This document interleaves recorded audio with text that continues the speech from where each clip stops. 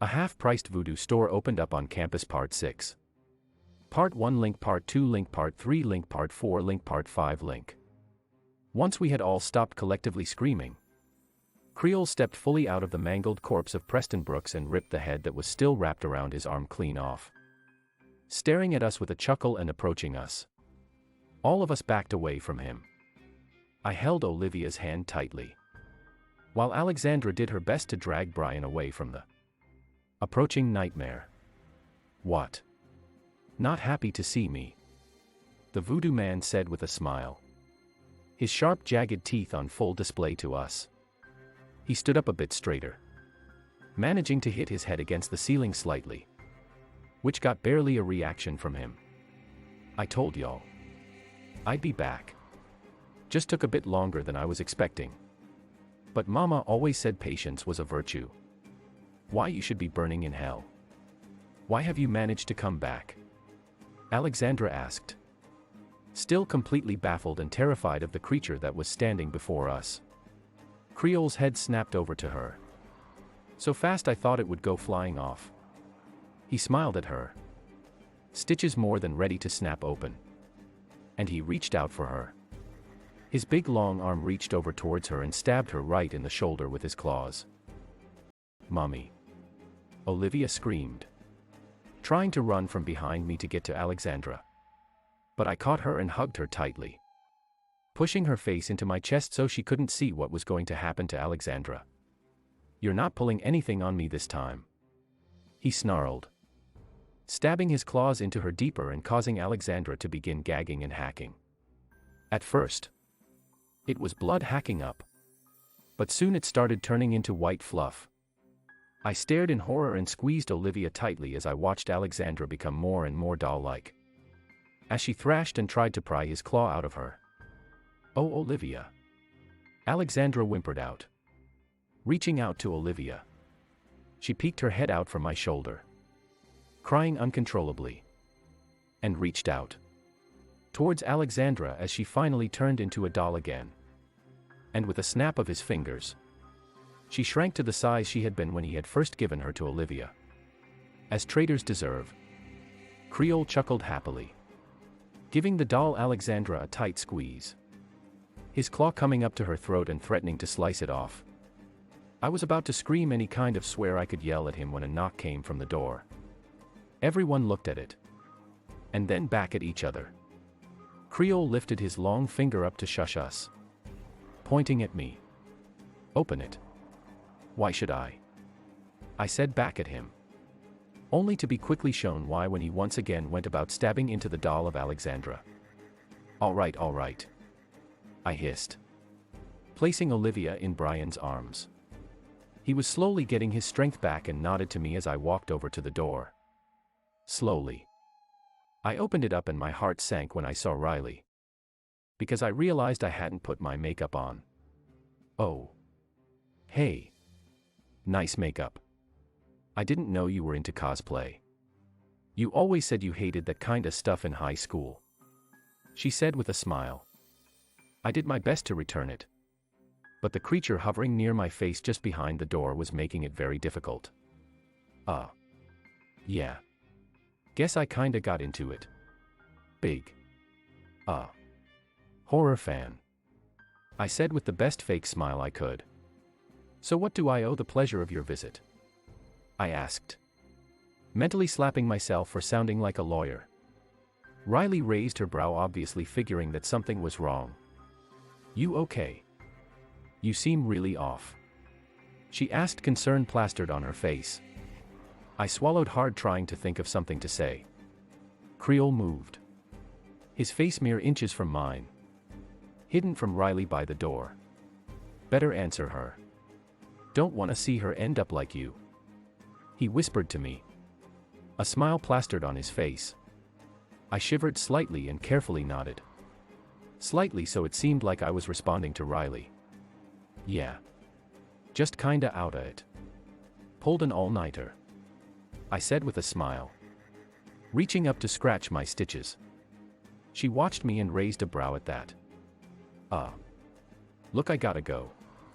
Me and Brian are, watching a movie. I said, trying to sound like some kind of normal human. Well, I actually came to talk to you about something, she said. Only until then did I realize I had no idea why she was even here. Is it okay if I come in? She asked. Some kind of hope in her eye. I didn't know what to say. I wanted her to be safe and away from Creole. But at the same time, I had just seen the one mother figure I had left turned back into a doll, and I wanted some comfort. Before I could respond with anything, I felt Creole's long fingers and claws dig into my back. They dug deep, and suddenly all air was sucked out of my lungs. This foreign thing penetrated deep into my back and took a firm hold of my spine. "Look, you dumb bitch," I suddenly said, without any input from my brain. "Take the hint and duck off," I said, slamming the door in her face. With that done, Creole let out a soft chuckle and pulled his fingers out of my back. "Wonderfully done. Perhaps instead of a puppet, I should have turned you into a ventriloquist doll," he chuckled, walking over towards Brian and Olivia. I looked back at them, panting and looking behind me, expecting to see blood and everything pouring out of me. But to my relief, there was no sign of any wound on my back. "Now, little Miss Olivia, hand over that ridiculous template doll to me, and I may think about returning your mother to you," he said with a smile, reaching a hand out to her. She flinched and buried her face into Brian's chest. I think we both knew how many holes there were in his offer. He could not even give her back, or even bring her old mother back. "What the hell do you need Tempe for?" I asked him, shaking off the fear I had of him, trying desperately to save Olivia from whatever he was planning. He snapped his head over to me with a smile. "Oh yes. Because I want to tell you everything I'm planning, Travis," he said snarkily, walking over to me with a slight slouch so he could fit in the room. He reached out to grab me, and I instinctively flinched away, which only entertained him further, smiling and grabbing me by the shoulder tightly, causing me to whimper and start to panic. Don't touch me," I shouted at him, trying to get him off of me. But he only smiled and dug his claws into my shoulder. I let out a squeaky scream, all the air leaving my body as I stared at him in terror. I tried to lift my hands to fight him off, but when I lifted up my hands I saw something that completely broke my spirit. The strings were back. I quickly looked down at myself and began whimpering and crying, as a suit seemingly painted itself back over me. "There's my #1 shopkeep," Creole hummed at me, pushing my face up to look at him as he stabbed his claws into my eye sockets. Instead of searing pain, I felt nothing as he yanked out my eyes with a soft pop. And yet I could still see. And I knew why. My hands shot up to touch my buttons, and I collapsed to my knees, shivering and looking up at Creole. "No. Please no," I cried and whimpered. But it wasn't long until I was forced back to my feet, and suddenly I wasn't feeling bad anymore. In fact, I wasn't feeling anything other than happiness. "I'm so happy you've returned, King Creole." "Why, thank you, Travis, my boy," he said with a chuckle, dusting off my suit and moving behind me. "Now be a dear and fetch me that stupid template doll." He patted me on the back and sent me on my way towards the couch. "Travis, man, snap out of it," Brian shouted, sitting up and holding onto Olivia protectively and refusing to let go of her.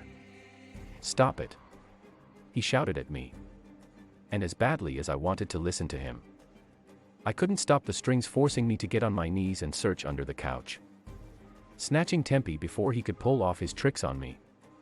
"Good boy, Travis," Creole chuckled, reaching his clawed hand out to me and beckoning me to come over to him. I obeyed and spun on my heels and walked over to him, handing Tempe into his hands. He smiled and squeezed Tempe tightly in his hand. Reaching into his pocket, he pulled out Alexandra and tossed her towards Olivia. "Keep her.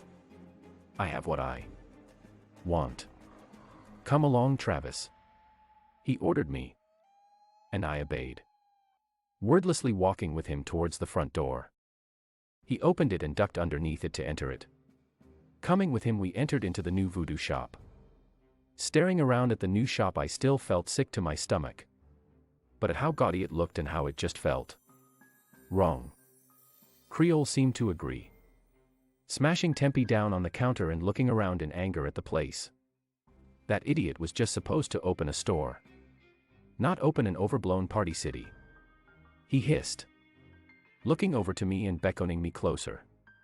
I dutifully obeyed and walked over to him.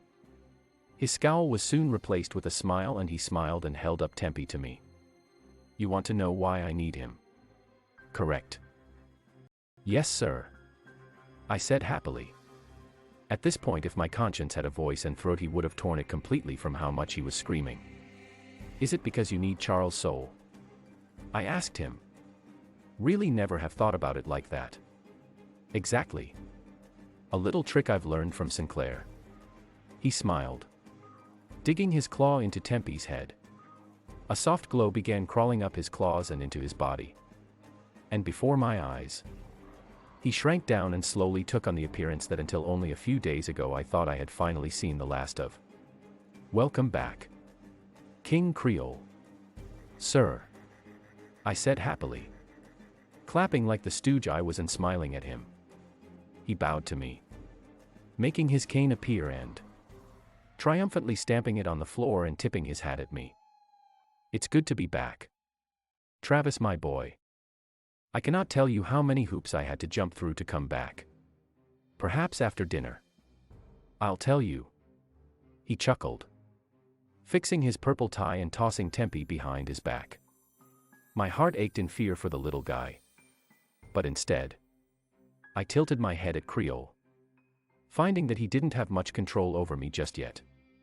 "What dinner, sir?" I asked, realizing that I, in fact, had complete control over myself. Hoping he didn't notice I kept up my stupid doormat appearance. Creole looked over at me with a big smile, walking over and touching my face, almost sending me back into panic. "It's the time of year where I have dinner with my friends," he said with a childlike giggle. I sighed through my nose and looked at him with a smile, as wide as I could give him. "That's great, sir," I said, wanting to kill myself more than ever at that moment. Creole nodded and smacked me on the back, sending me further into panic mode. A mere few seconds from having a meltdown. "You bet it is. Now get ready because we're leaving soon."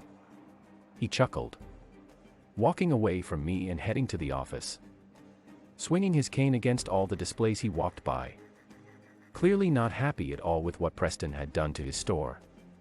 When he was behind the door, I dropped my facade and breathed hard, barely able to keep my breathing under control.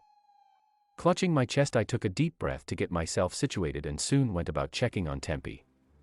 Picking him up, I looked down at him and brushed him slightly. "You okay?" I asked him, sitting him down on the desk. I waited to see if there was gonna be any kind of response from him, and thankfully he nodded to me. I smiled at him and let out a breath. Picking him up, I quickly shoved him into my pocket when I heard the office door open and Creole stroll out. All smiled and extremely happy.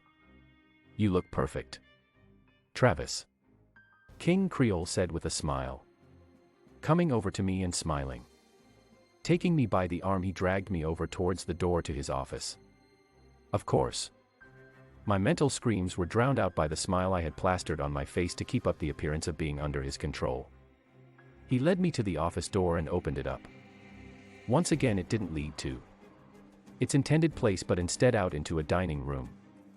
It was a lovely setup and even looked quite pleasant. But the heavily bagged eyes staring at me from one of the seats sent shivers up my spine almost as bad as Creole's fingers wrapped around my spine. "I see you managed to get your stupid puppet back," Sinclair spat, grabbing his napkin and flicking it open, and setting it across his lap. He stared up at me as suddenly his plate moved closer to him and even his silverware came close to him, without his hands moving from their crossed position. Indeed, I missed him terribly, Creole said with a hum, pinching my cheek and leaving me to stand there awkwardly as he walked over to the table. Monsieur Leblanc? He asked, taking a seat for himself with his back to me. Freshening up with his stupid nurse, Sinclair said, already probably regretting the fact he was there. Can't believe you invited that stupid circus freak again, Sinclair said with a sigh, grabbing his glass of wine and sipping it, holding it out when it was empty. A jug of wine being lifted up to fill his cup. I caught a glimpse of his shadow holding it up for him and quickly going back to hide behind his chair. Travis, be a dear and head to the kitchen and check on Monsieur Leblanc and Garibaldi, he ordered me. I nodded to him and walked off towards where I figured the kitchen was. Walking into it, I walked in on the scene of someone in a nurse's scrubs forcing someone back into their wheelchair. Am I interrupting something? I asked her. She looked over at me. She had bags under her eyes, although nowhere near as bad as Sinclair. The figure sitting in the wheelchair had a blanket laid out on his lap and a silver mask clasped on his face. We're in the middle of something, she said in a deadpan voice. She moved over to behind the man's wheelchair and started pushing it towards the entrance. Vous devez apprendre vous comporter, she scolded the man, who responded with a dry hiss. Well, that was weird, I mumbled to myself. Turning, was quickly introduced to a man with long wild hair and a scar down his face. Wild eyes and all. A look that screamed put me in an asylum. You're Travis, he said with a chuckle, a slight Italian accent in his voice. He bowed at me and smiled happily. You're not bad looking. I can see why Creole keeps you around, kid. Common. Don't want to keep your master waiting, he said, wrapping his arm around me and forcing me over to the table again. Everyone finally seated and beginning to dine in. Ah. Travis, make yourself useful and fetch us more wine, Creole ordered me. I looked at everyone seated at the table. King Creole, owner of the half-priced Voodoo store. Constantine Sinclair, owner of the Sombra rehab facility. Monsieur Leblanc, rich philanthropist. And whoever the hell the circus freak Garibaldi was. Sighing, I turned and entered the kitchen, knowing that whatever was going on in that dinner meant that I was going to have to get super creative if I was ever going to get out of here alive. Well, shit. Can't run. You'll just have to keep up the facade until you find a way to eliminate Creole for good. I wonder how he escaped though. Man. Stop trying to kill him. Get him therapy. Ask him questions. I myself want to ask Creole some questions like, why is he doing this? Doesn't he want the world to be a better place? Doesn't he like his mom? She sacrificed herself to him because she thought he will be the nicest person. But she kinda hates him now. Oh yeah, and if he doesn't stop, just call me. I have a rocket launcher ready. Best keep up the act. Take care. And remember, Mama always said, patience is an important virtue.